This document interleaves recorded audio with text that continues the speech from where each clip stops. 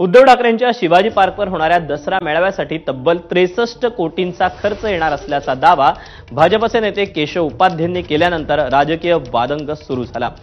रडगाण्याचे बेसूर सूर अडवायला खरंच 63 कोटींचा मेळावा घ्यायची गरज होती का असा खोचक टोला भाजपने लगावला। त्यामुळे उद्धव ठाकरे या आरोपांना दसरा मेळाव्यात उत्तर देणार का हे पाहावं लागेल।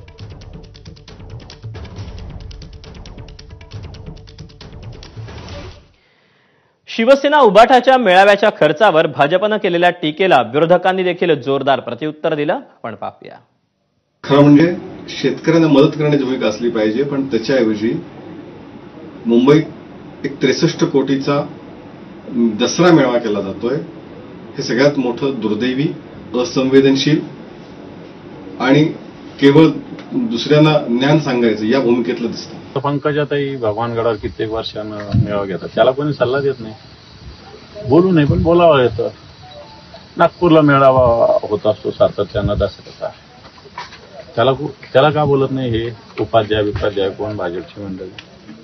जाणीवपूर्वक राजकीय प्रत्येक विषयाचं करणं आणि सल्ले देणं, जरा स्वतःच्या लोकांना सल्ले द्या। उपाध्यायांना त्या बाबतीत जास्त माहिती असेल, कारण ते भारतीय जनता पक्षाचे प्रवक्ते आहेत आणि त्या माध्यमातून त्यांनी काही सूचना केली असेल तर त्या मला असं वाटतं की त्यांच्या पक्षीय पातळीवर आहे।